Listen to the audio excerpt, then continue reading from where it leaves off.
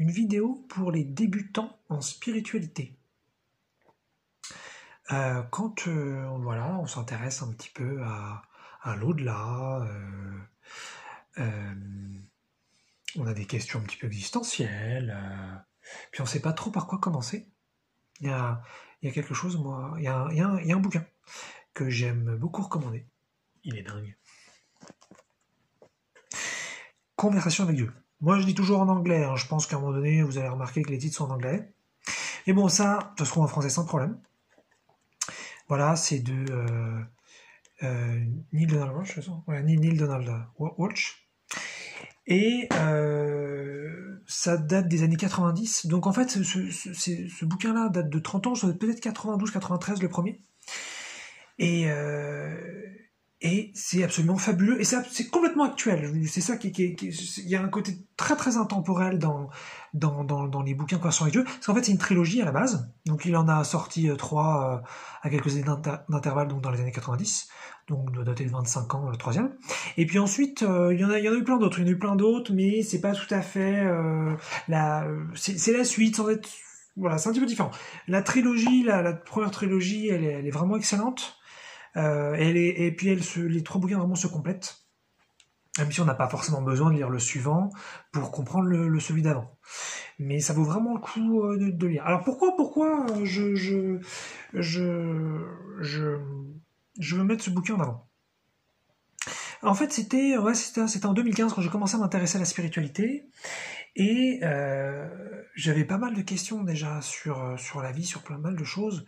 Et je me souviens, c'est quelqu'un qui s'est fait il s'est fait un petit kiff. J'étais dans une file d'attente pour une réunion business où on allait être, je sais pas, un petit millier.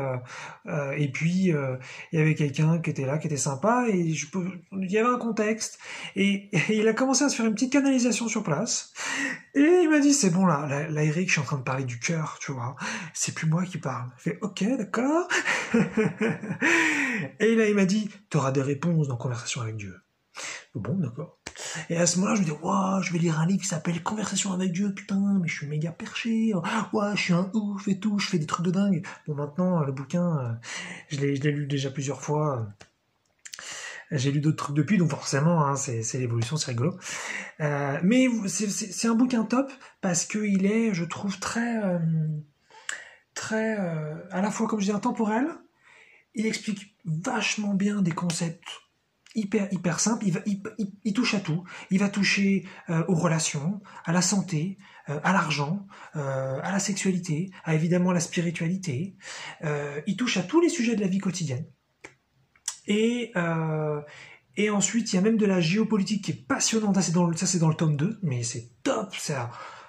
Après, on peut penser différemment, évidemment, mais je veux dire, ça propose une façon de vivre sur Terre qui est complètement différente et qui semble complètement viable et top. Alors, on est très très loin du compte, hein.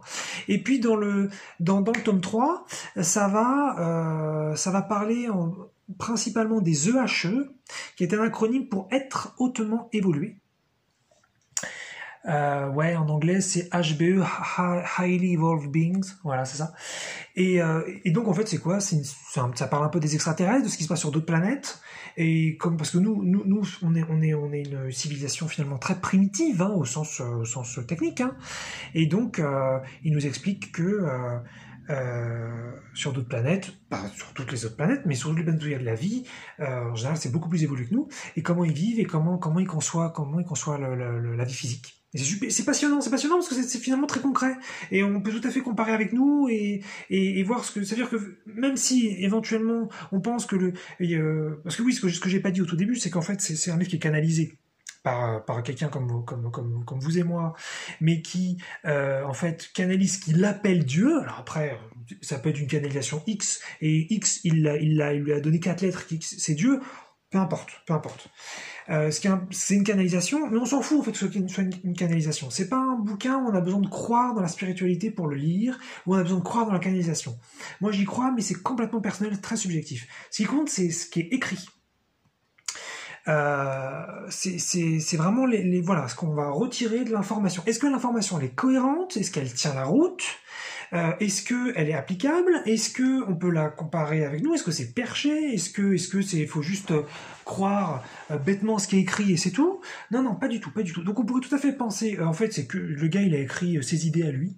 Il n'y a personne d'autre avec lui qui parle. On pourrait tout à fait penser ça et ce serait tout aussi intéressant. Donc ça n'a aucune importance, canaliser, pas canaliser, est-ce que c'est Dieu qui parle, est-ce que c'est pas Dieu qui parle, on s'en fout, c'est pas le sujet. Le sujet c'est l'info qui est dedans, et ça va traiter justement d'une façon de voir la vie qui est absolument dingue. Et c'est ça pour moi la spiritualité, c'est d'essayer de trouver une approche de la vie qui serait concrète, qui serait applicable, et qui permettrait de vivre différemment. Voilà, de la vie qu'on a actuellement. Alors ce qu'il faut juste savoir, c'est que chez les 2 premiers chapitres, je crois, en fait, le premier tome, il doit faire... je sais plus, peut-être faire 100... je veux pas. Ouais, il fait environ 200 pages. Et voilà, faut juste se taper les 70 premières pages, faut s'accrocher. C'est pas le cas pour le tome 3, là c'est bon, c'est fluide. Parce qu'en fait, les 70 premières pages, ça va être un petit peu la base de tout. Et il va donner une explication spirituelle, un petit peu, il va répondre à des questions absolument existentielles. C'est franchement passionnant, mais c'est plus facile, moi je trouve, pour une deuxième lecture. Voilà.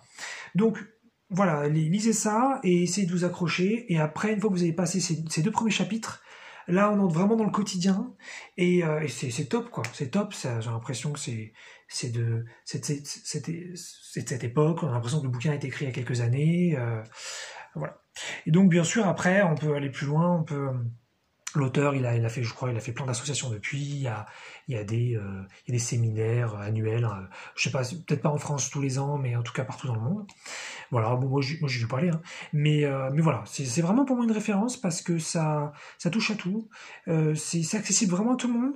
Les sujets sont super bien expliqués et puis ça fait beaucoup de bien et ça détend et c'est top. Voilà. Donc pour les débutants en spiritualité, conversation avec Dieu.